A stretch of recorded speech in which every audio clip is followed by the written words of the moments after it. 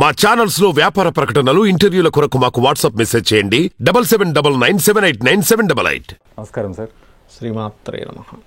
Sir, ఇంట్లో కొంతమంది పెద్దవాళ్ళు కొన్ని సందర్భాల్లో మహాభారతంలోని కృష్ణార్జున యుద్ధంలో కృష్ణుడు అర్జునునికి రథం పైన కూర్చోబెట్టి హితబోధ చేసింది ఒక అంటే రథం ఒక దగ్గర ఆగి ఉంటుంది, వాళ్ళిద్దరికి హితోపది చేస్తున్నట్టు ఉంటుంది. రైడింగ్ అంటే కృష్ణుడు నడుపుతున్నట్టు అర్జునుడు వెనకతలు ఉన్నది కూడా ఉంటుంది. రెండు రకాలు ఉంటుంది. అవును, ఇంట్లో పెట్టదు, దానివల్ల చెడు జరుగుతుందని కొంతమంది అంటారు. అది వాస్తవం అంటారా? కొంతమందికి తెలియక అట్లా అంటారు. బట్ యాక్చువల్గా మనం ఏదైనా ఒక వస్తువు, ఒక ఫోటో కావచ్చు, ఒక వస్తువు కావచ్చు, పెట్టేటప్పుడు దాని యొక్క ఎనర్జీ ఉంటుంది. ఈ కృష్ణార్జునుల యొక్క పటం ఏదైతే ఉందో 5 గుర్రాలు ఉంటాయి, దానికి మీరు అబ్జర్వ్ చేయండి. అవును, 5 గుర్రాలు ఉంటాయి. ఆ 5 గుర్రాలకి ఒక సింబాలిక్ ఉంది. కృష్ణుడు అర్జునుడు నడిపిస్తున్న రథం ఏదైతే ఉందో అది ఒక దగ్గర కనుక పెట్టినట్లయితే మీరు ఏది అనుకుంటే అది సాధించగలుగుతారు. తెలుసా? ఏది అనుకుంటే సాధించగలుగు ఏది అనుకుంటే అది సాధించగలుగుతారు. ఎలా సార్ అది? ఇప్పుడు మీరు చూడండి, అంటే ఇది చెప్పే ముందు నేను మీకు ఎగ్జాంపుల్ చెప్తాను. మనం ఏదైనా సాధించాలంటే ఏం కావాలంటారు ఎవరైనా కానీ? వీటన్నిటికీ మూలము పంచేంద్రియాలు అదుపులో ఉండడం. ఓకే, పంచేంద్రియాలు, అలాగే 5 కర్మేంద్రియాలు, 5 జ్ఞానేంద్రియాలు. ఓకే, ఇవి అదుపులో ఉండడం కావాలి. ఇవి అదుపులో ఎప్పుడు ఉంటాయి తెలుసా మీకు? చెప్పండి. మన మనసు అదుపులో ఉన్నప్పుడు. అంతే కదండి, అంతే. మనసు కంట్రోల్ చేసుకుంటే ఇవన్నీ అదుపులో ఉంటాయి.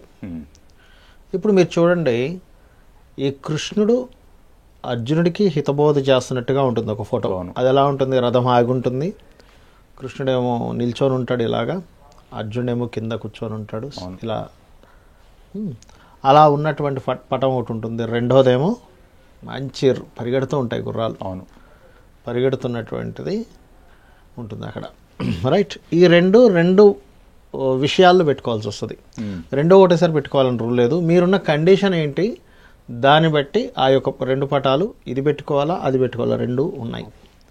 అయితే ఇక్కడ మీరు తెలుసుకోవాల్సింది, ఇది ఎక్కడ పడితే అక్కడ పెట్టకూడదు. ఇంట్లో ఎక్కడ పడితే అక్కడ పెట్టేసేయకూడదు. ఎక్కడ పెట్టాలి సార్? ఎందుకంటే ఇది ఎక్కడ పెట్టాలి అంటే కృష్ణుడికి ఉన్నటువంటి ఆ యొక్క 5 గుర్రాలు 5 ఇంద్రియాలు గుర్తుపెట్టుకోండి. Okay okay, right. ఎందుకంటే మన కళ్ళు లేకపోతే గుడ్డి వాళ్ళం ఏమీ చేయలేం కదా. ఓకే, అట్లా. అయితే ఇక్కడ ఏంటంటే ఆ 5 ఇంద్రియాలకి ప్రతీక 5 గుర్రాలు. ఇప్పుడు కృష్ణుడిని పూజిస్తున్నాము, కృష్ణుడు మరో అవతారంలో ఉన్న రాముడిని పూజిస్తున్నాము, మూల అవతారమైనటువంటి విష్ణుమూర్తిని పూజిస్తున్నాము. మరి కృష్ణ అవతారంలో ఉన్నటువంటి పటాన్ని పెట్టుకోవడం తప్పేంటి? ఒకసారి ఆలోచించండి లాజికల్గా. అంటే విష్ణు అవతారంలో ఉన్నప్పుడు ఆదిశేషువుగా ఉన్నటువంటి ఆదిశేషువుని పూజిస్తున్నాం. మళ్ళీ అక్కడికి వచ్చేసరికి అర్జునుడు అవతారంలోకి వచ్చేసరికి మనం ఎందుకు ఆ ఇద్దరు కలిసిన ఫోటో పెట్టుకోకూడదు, గొడవలు అవుతాయి, ఇవన్నీ ఎందుకు అనుకుంటున్నాము? కాదు. మీరు ఏంటంటే ఏది పెట్టుకోకూడదు అంటే యుద్ధం జరుగుతున్నట్టుగా ఉంటుంది ఒక పటం. మహాభారతం ఆ యుద్ధం జరుగుతున్నటువంటి పటాన్ని కూడా ఒక దగ్గర పెట్టుకోవచ్చు. దానికి కూడా ఒక రూల్ ఉంది ఎక్కడ పెట్టుకోవాలి అనేటువంటిది. అయితే మనం ఈ టాపిక్ మాట్లాడుకుంటున్నాం కాబట్టి దీని గురించి మాత్రమే మాట్లాడుకుందాం మనం. ఆ పరిగెడుతున్నటువంటి ఆ గుర్రాలని నడుపుతున్నటువంటి ఆ యొక్క కృష్ణుడు అర్జునుడు ఉన్నటువంటిది వాయువ్యంలో పెట్టుకోవాలి. వాయువ్యానికి అధిపతి ఎవరంటే వాస్తుశాస్త్రపరంగా చంద్రుడు. చంద్రుడు అధిపతి. వీటన్నిటికీ ఈ ఇంద్రియాలన్నీ కూడా చంద్రుడు సంబంధంగా మనసు ఆధారంగా ఉంటాయి. మనకి శ్రీకృష్ణ పరమాత్మ గీతను బోధించాడు. అవును, ఓకే, నువ్వు ఎలా జీవిస్తే ఆనందంగా ఉంటావో చెప్పింది భగవద్గీత. అవును, ఆ భగవద్గీతను బోధించినటువంటి ఆ యొక్క కృష్ణుడు కోరికలకి ప్రతీక అయినటువంటివి గుర్రాలు. మనం సహజంగా గుర్రాల బొమ్మలు ఎక్కడ పెట్టుకోమని చెప్తున్నాం? మనం వాయువ్యంలోనే చెప్తున్నాం. అవును, వాయువ్యంలో కనుక వైట్ హార్సెస్ పెట్టుకుంటే బ్యాంక్ బ్యాలెన్స్ పెరుగుతుందండి, మంచి ఫాస్ట్గా తిరుగుతుందని చెప్తున్నాం. కానీ చాలామంది తెలియక ఏం చేస్తారంటే వాయువ్యంలో కాకుండా ఉత్తర వాయువ్యంలో పెడుతుంటారు. ఉత్తర వాయువ్యంలో పెడితే పిచ్చి పిచ్చి కోరికలన్నీ పెరుగుతూ ఉంటాయి. ఇక్కడ వాయువ్యంలో గుర్రాలు ఉన్నాయి, 5 గుర్రాలు ఉన్నాయి. ఆ గుర్రాల వెనకాతలు శ్రీకృష్ణ పరమాత్మ ఉన్నాడు నడుపుతూ. అంటే ఇంకా ఏంటి, మన మనసుకి సరైనటువంటి గైడింగ్స్ వస్తాయి దానివల్ల. నువ్వు ఎప్పుడు ఎటువంటి స్టెప్ తీసుకోవాలి, ఎటువంటి నిర్ణయాలు తీసుకోవాలి, ఎలాంటి టర్న్ తీసుకోవాలి, నువ్వు వేటికి లోబడకుండా ఉండాలంటే ఏం చేయాలి? ఇవన్నీ కూడా పర్ఫెక్ట్గా మన మనసుకు అందుతాయి, మన మనసు కంట్రోల్లో ఉంటుంది. వీటన్నిటిని మనం కరెక్ట్గా చేయగలుగుతాం. ఇప్పుడు అక్కడ ఇవన్నీ కరెక్ట్గా చేస్తున్నప్పుడు మీరు దేనైనా జయించగలరా లేదా? జయించవచ్చు. ఏదైనా జయించగలరు. పంచేంద్రియాలు అంటే మనకి ఇంద్రియాలు గనక మన ఆధీనంలో ఉంటాయి.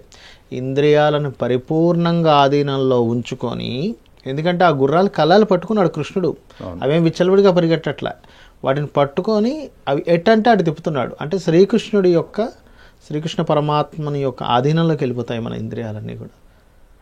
ఆయన కళ్ళెం పెట్టుకున్నట్టుగా ఆయన ఎలా చెప్పాడో మనం దేనికి లోనవ్వకుండా, అక్కడ కృష్ణుడు జరిగిన విషయం ఏంటి, వాళ్ళందరినీ చూసి పిచ్చి పిచ్చి మాటలన్నీ మాట్లాడతాడు కృష్ణుడు. మన అర్జునుడు చూసి ఏమంటాడు, అర్జునుడు ఏమంటాడు, ఇవన్నీ వాళ్ళందరినీ చూసి అయ్యి బాబాయ్ వీళ్ళందరినీ నేను చంపాలా, ఇప్పుడు వీళ్ళందరూ చచ్చిపోతే, వాళ్ళ భార్యలందరూ ముండమోస్తే, వాళ్ళని ఇంకోరెవరో పెళ్లి చేసుకుంటే, సంకరం అయిపోతే, అలా అందరూ పోవడం వల్ల వీళ్ళందరికీ కూడా ఆబ్దికాలు లేనట్లయితే పిండ తర్పణాలు చేయని వాళ్ళు ఎవరైనా ఉండిపోతే దేశం మొత్తం పాడైపోద్ది, అదైపోద్ది ఇదైపోద్ది, ఇవన్నీ చేయడం కోసం నేను యుద్ధం చేయాలని పిచ్చి పిచ్చి మాట్లాడతారు. ఆయన నువ్వు క్షత్రియుడివి, నీకంటూ ఒక ధర్మం ఉంది. వాళ్ళు పాలించే రాజ్యంలో జనాలు ఇలా పిచ్చిగా అయిపోతున్నారు, ధర్మం లేకుండా అయిపోయింది జనాలకి. నువ్వు వాళ్ళని సంహరించి ధర్మరాజ్యాన్ని నువ్వు నెలకొల్పాలి. అందుకు నువ్వు క్షత్రియుడిగా నీ బాధ్యతది. నేను వాడిని చంపితే అదవుతుందా ఇదవుతుందా ఈ పిచ్చి మాటలు మాట్లాడకూడదని గీతోపదేశం చేస్తాడు.